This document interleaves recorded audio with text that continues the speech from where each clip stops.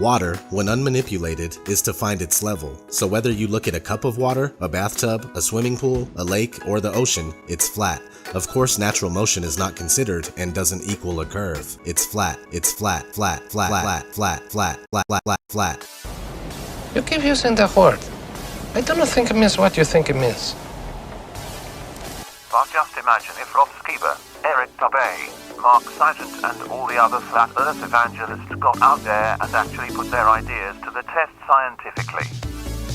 A simple air balloon equipped with a camera with non-wide angle lens to demonstrate the curve, or lack thereof, of the Earth, perhaps. Or charter a boat after setting up a laser level and telescope to see if a large lake is really flat. Just think of how amazing it would be to get past mere internet video speculation to proving the Earth to be flat. Empirically. Wake up! Time to wake up now! Go look outside! But alas, to gain knowledge and understanding is a sin. After all, the devil tempted Eve to eat of the tree of the knowledge of good and evil. Right? How long, O naive ones, will you love being simple-minded? And scoffers delight themselves in scoffing, and fools hate knowledge. Wait, that's in the Bible? For the Lord gives wisdom. From his mouth come knowledge and understanding. Surely, this sort of heresy resorting to the scientific method over trusting our Bible reinterpretations that no scholar has held in 2,000 years of Christian theological study will demonstrate once and for all that every biblical creation scientist was born yesterday and just doesn't believe their Bible as much as those who just know all those passages metaphorically referring to the peoples, governments, and ordained order of movement of the earth are really talking about it being square and stationary. Sarcasm alert. Tremble before him, all the earth. The world also is firmly established, it shall not be moved.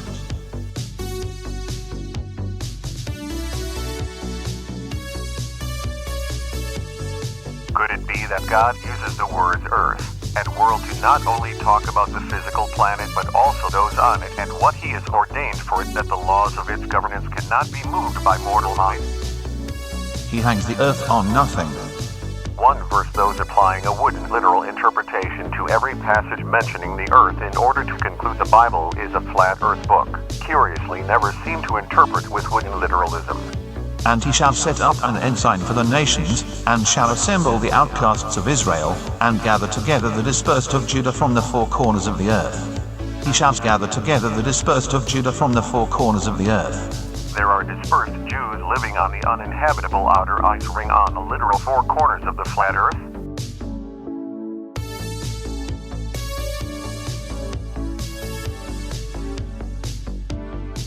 Is this really what the Bible is telling us?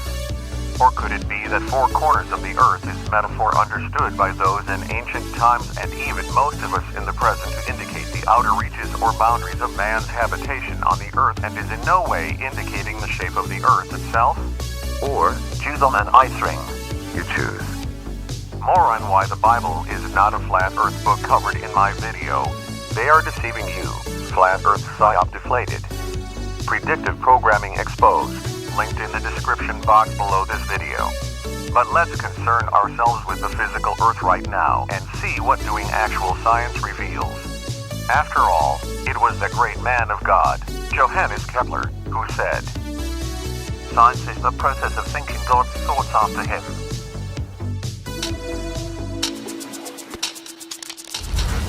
This lake holds the secret to the size and shape of the earth. But can the team work it out? To help them, they need a few tools. 2 feet, 7 inches. First is a powerful laser, which projects a great beam of light across the surface of the lake. Next, they'll need a boat. Whoa, we just passed through it. Yeah. Joy to boat. This is Kat. Over.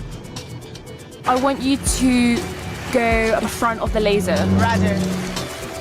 Now we're gonna turn a little to the right. If the lake is flat, the laser beam and the water will always be parallel to each other.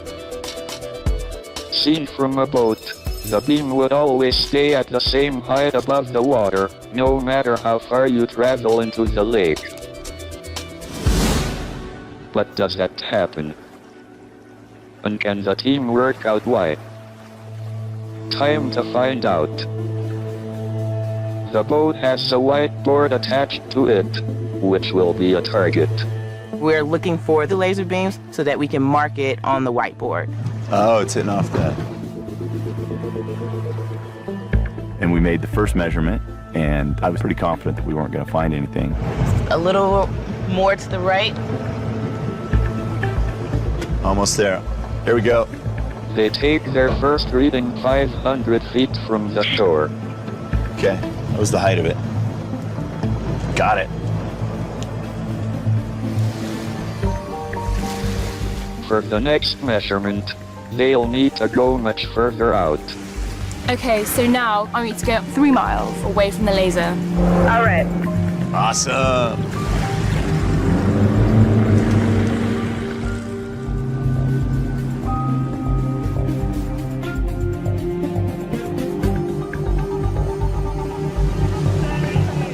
So 3 miles away, where is the laser beam? Remember, if the lake is flat, it would be the same height as before. Pat, you have to go slightly to the left. You said go slightly to the left? Yeah. A little bit more to the right. Here we go. I don't even think this beam is going to hit our boat. So we're going to have to measure it on something else. All right. No idea. Considerably. Here we higher. go.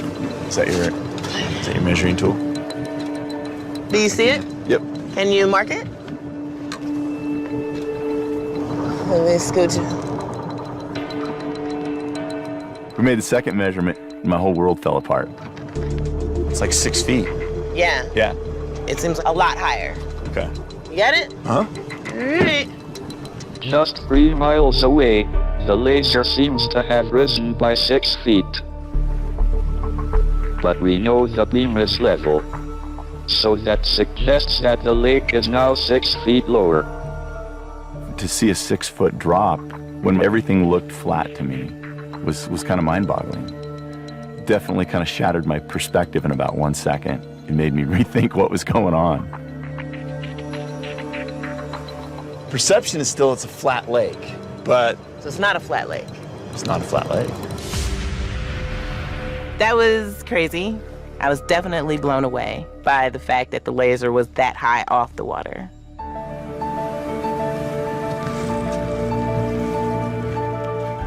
Hey! Hey, Joy. What's up? We're back. So how was it? And the laser was 6 feet up in the air, and we had to use this What? board to mark it. It was cool when we went to the laser. The lake is clearly not flat. It's almost as if it's sloping downhill. With this realization, my volunteers have made their first step towards measuring the entire world. So I think we should make some more measurements for sure. Yeah, agreed. Yeah, totally. Okay, let's get this box open. All right. Yeah. All right, what do we have here? Tripod. It's like a tripod. Now, instead of a laser, a telescope will enable our volunteers to look in a straight line to the lake's opposite shore. But that's not the only instrument they'll need. We're wondering, okay, how we're gonna get this next point if it's so high it's past our board.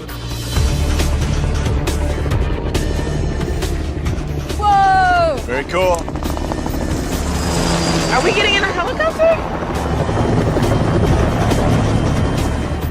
This chopper appears out of nowhere. All right, that is awesome. Just as the telescope replaces the laser, a helicopter takes the place of the boat. I'll stay with the telescope. Okay, great. We'll go in a helicopter. That's the plan. Sounds like a plan. Yeah. All right, let's do it. All right, we'll go ahead and lift off. This is exciting. I love that there are no doors. We're flying to Pyramid Rock. Do you copy that? I copy that. You are flying to the pyramid. The lake looks completely flat from up here.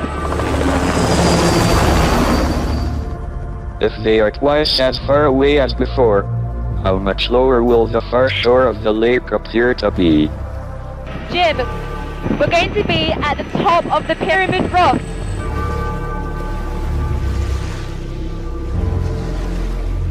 I got him. Yeah, I have you on the telescope. Go ahead and land.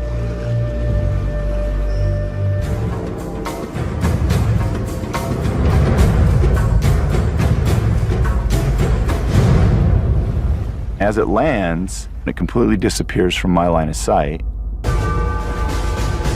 Joey, are you still airborne? Yeah. Can you see us landing?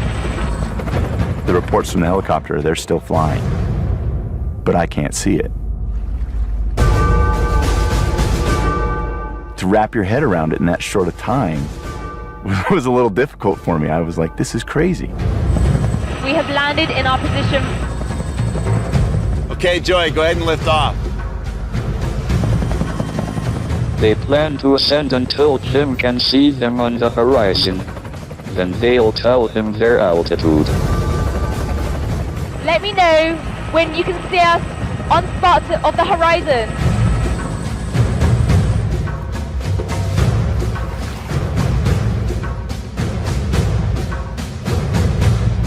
I got him. Okay, what's your elevation right now? All right, Brian, how many feet are we above the lake? 24 feet. Woo! We made it! 24 feet. 24 feet, awesome. 24 feet is a lot higher than our other 2 points that we got. That was awesome, it was great. At 6 miles, the lake has fallen 4 times lower than before. I know. Flat Earthers will remain unconvinced. After all, this is a television show and probably just a bunch of lies, too. Would be the rationale. But are none of you curious to get out there and replicate this kind of experiment for yourselves? Are you really going to let other people tell you how to think? Thinking you are breaking free from mental slavery, but in fact merely exchanging one form of mind control and deception for another? Doesn't it bother any of you that the Flat Earth gurus are making a mint of you, gaining ad revenue from views and accepting your donations, while never going out and putting the things they preach to the test? Where is your intellectual curiosity as people who claim to be about the truth?